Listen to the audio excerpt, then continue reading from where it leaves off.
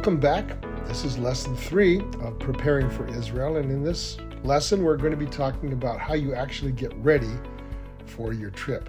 But before we do that, I need to say something about Israel as a nation. In the last lesson, we talked about Israel's history and some of the good things about it. I want to make it clear that although I am a very strong supporter of the Jews' right to have a nation for themselves, I believe they have a right to live in the land that God promised their ancestors, Abraham, Isaac, and Jacob. But on the other hand, we can't forget that the Arabs, the Palestinians, have rights as well. And my desire would be that they get along somehow in some kind of an arrangement where both can be reasonably happy and content and tolerate the other without violence. I also need to say that I don't believe that every single thing that the state of Israel does is a good thing. They're made up of people who are sinners, just like every one of us, and they can make mistakes, they can do bad things. I'm sure that there are many things in the past that you could dig up, not only on the Israeli side, but also on the Arab or Palestinian side. So I just want to make it clear, I'm not one of these people that just says whatever Israel does is right. And I'm also not somebody that says the Palestinians are right, that they should repossess all of the original land or anything like that. My goal is to help you have the best possible experience in Israel and to understand the biblical sites that you're seeing so that you can appreciate the Bible better and through it walk with God more closely. All right? With that in mind, let's get on with lesson 3. So as you get ready to go to Israel, you will need to be personally prepared. Remember, this is not just your average tourist experience to some other country. Besides the tourist aspect, going to Israel is a very spiritual experience, or it should be. You'll need to be prepared physically and intellectually, but also emotionally and spiritually. So I strongly urge you to spend the weeks preceding your trip in regular prayer. Pray for the safety, health, and stamina not only for yourself, but also for the entire group that you are going with. Pray for the peace of Jerusalem, which is a direct quote from Psalm 122, verse 6. And this verse applies not only to Jerusalem, but to all the places that you will visit. You will want the people that you meet, the places that you will go to be at peace. Pray not only so that you can have a good experience, but for the benefit of all the people there as well. You want to be a blessing on your trip. And don't forget to pray that you'll be spiritually enlightened as you go. So as you prepare, here are some Bible readings that you may want to focus on. I've just picked some random ones out. For example, Deuteronomy 4, Psalm 137, the entire Gospel of Mark, and the entire book of Acts. And there are many other places you can read, so if those don't suit you, you can pick out some that do suit you. Of course, the entire Bible is a source book for your trip. So feel free to read any portion that you like. And while we're talking about preparation, it's important to get regular exercise before the trip because you are going to be doing a lot of walking. Now, sure, you'll be traveling by bus or van or some sort of vehicle. You will also be on the plane for a long journey. But you will certainly be doing a lot of walking, and be sure that you're in good shape for that. Don't forget to bring whatever medications you may need and anything else that will help you sleep comfortably, like if you have a CPAP machine or something like that. Remember that you're going to be out of your comfort zone, and when you're not familiar with your surroundings, you often don't sleep well. So whatever equipment or other sleep aid that you need, bring those along. And then don't forget the sunscreen. It doesn't matter what time of year you're in Israel, even when it's cold, you're likely to be out in the sun. Keep in mind that Israel will be 9 to 12 hours ahead of time in the United States, Canada, and other countries in the Americas, depending upon the time zone. Be prepared to experience jet lag the first day or two after you arrive. And of course, you'll be experiencing the same sort of jet lag when you return. Do not neglect your passport. Make sure you have it in plenty of time, and make sure that your passport is current. Not only should your passport be current when you're on the trip, but Israel's policy is that your passport should be valid for an extended time after you visit Israel.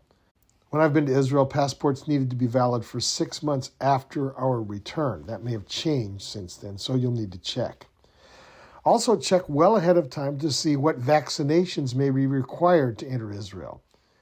Again, in the times that I have been, no special vaccinations were needed, but Israel may have instituted some since then. For obvious reasons, security at the airport and at customs and immigration are very, very stringent, almost stricter than any other country you could visit. Find out ahead of time what items are not allowed into the country. On our second trip to Israel, we were filming episodes of the Undiscovered Bible series, and our videographers wanted to do some drone footage during that process. Fortunately, they were smart enough to check ahead of time as to see what kind of drone could be brought into the country, and they found out that only the very smallest version was permitted, so we did not lose our drone. Also in our case, we had to remember to check where the no-fly zones were. There are many places in Israel that you cannot fly a drone for pretty obvious reasons. So be sure that if you want to bring any equipment in, that you make sure that they're allowed into the country, or you may end up losing it. Most businesses in Israel accept U.S. currency, credit cards, and ATM cards. However, if you want to exchange your currency for Israeli shekels, you can do so at the airport or at a bank, usually for a fee. And you may want to check the current exchange rate into Israeli shekels from whatever currency you're using. Israel boasts many quality hotels, some of which are operated as a business venture on a kibbutz. Not all hotels are operated on kibbutzim. I've stayed in the Sephardic House Hotel in Jerusalem. I've stayed in the King David Hotel in Jerusalem. And as far as I know, those are private businesses. But I've also stayed in hotels on a kibbutz. A kibbutz is an Israeli communal settlement. The kibbutzim started out as socialist ventures back in the late 40s, in which the entire community was involved in some kind of industry like farming or manufacturing. Now, many of the kibbutzim is the plural for kibbutz in Hebrew. Now, many of the kibbutzim have adapted their business model for the tourist industry. They operate hotels, restaurants, and so forth. So you may be staying on a kibbutz. Most tour groups travel by bus or minibus, many of which provide free Wi-Fi, which is really helpful. You may want to check with your tour leader to see if gratuities are included in the tour price. You don't want to be surprised if they're not and you just don't have any currency. Here's a fun fact that you may want to remember. Israel is one of only about a dozen countries in the world where you can actually drink the tap water right out of the faucet. However, bottled water is also available almost anywhere that you may travel. And when I say drinking it out of the tap, that applies inside the borders of Israel. It does not apply in the Palestinian zone. Okay, we need to talk about food. Remember that Israel is a country that is largely Jewish in culture. Not completely, but largely. Therefore, it caters to a Jewish crowd, and Jews keep to a kosher diet. We'll talk about that kosher diet in just a moment. But let's talk about the way that food is provided. Many hotels serve buffet-style breakfasts and dinners daily for tour members. So it may very well be that breakfasts and dinners will be provided for you in the tour price. You can expect breakfast to include eggs and other kinds of breakfast foods Westerners are used to. However, salad choices will be on the menu as well. And to Westerners at least, salad for breakfast is not a normal kind of thing. There are likely going to be all sorts of raw vegetables as well. Israel specializes in raising many kinds of veggies, which they export all over the world, and especially to Europe. For example, if you travel down the Jordan Valley, you will see thousands of greenhouses where these vegetables are raised. And while we're on the subject of breakfast, don't expect pork products for breakfast like bacon or sausage. Those are definitely not kosher. Sometimes the tour will supply a box lunch. You may also have days when you will eat lunch on your own. And if so, you may want to sample some of the local specialties. Typical dishes to try might include things like falafel and hummus, shawarma, kebabs, or you may want to sample Arab cuisine, which is known for its amazing lamb dishes and rice with yogurt. And that's for starters. There are plenty more amazing dishes that I haven't mentioned. Dinners offer a wide variety of items as well, so be prepared for some great Mediterranean and kosher food. Okay, so now let's talk about kosher food. Some of you may already be very familiar with kosher food, especially if you live in a community with a large Jewish population. But for those of you who do not, let me give you some very basic facts about the kosher diet. If they are observant Jews, they abide by the kosher rules for food, technically called the laws of kashrut. So what is kosher food? Well, let's start with meat. Meat must come from only certain animals: cattle, sheep, goat, deer, antelope, and others. But it can never be from pigs, rabbits, horses, or camels. As far as birds are concerned, chicken, goose, duck, turkey, and quail may be eaten, but never any bird of prey like eagles, falcons, vultures, or buzzards. I don't know about vultures and buzzards, but at least in the United States and Canada, we don't eat a lot of vultures or buzzards. I guess some cultures do, and that's definitely not kosher. Not only are the kinds of meat spelled out, but also how the meat is slaughtered and prepared. Animals must be slaughtered as painlessly and quickly as possible by a certified shochet or Jewish butcher. Once the meat is butchered, it must not retain blood during cooking because of the statement in Leviticus 17:11, which says that life is in the blood. In other words, don't eat the animal's life by eating its blood. Obviously, blood dishes are not permitted. Fish can be eaten in many varieties, but they must have both fins and scales, which means, therefore, that there are no shellfish permitted of any kind, like shrimp or lobster or crabs or clams or oysters. You cannot eat shark because shark has fins but not scales. Same thing with catfish and so on.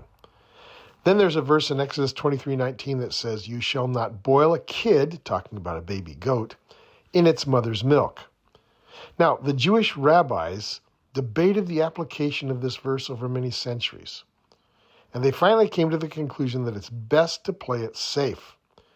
The obvious meaning is not to cook a baby goat by boiling it in its own mother's milk. That just seems cruel and wrong. But since there was no explanation of how this verse should be applied other than that, they decided to play it safe by ruling that there should never be any milk and meat in the same meal, on the same plate, served up in the same dish, or cooked in the same utensil. So in strict Orthodox Jewish homes, there are separate sets of dishes, utensils, sinks, stoves, and refrigerators used separately for milk and meat. So in most places, you will not be served dishes that contain both meat and milk products. Well, what does that mean? It means that if you're going to eat someplace that caters to Jewish sensibilities, you're never going to be served a cheeseburger or lasagna or pizza or anything that includes both meat and milk. I did have pizza in Israel, but it was a simple veggie and cheese pizza, no pepperoni, no sausage, or anything of that kind. So just keep that in mind. Now, this lesson has been pretty short, but it does give a lot of things to think about relating to accommodation, travel, and food.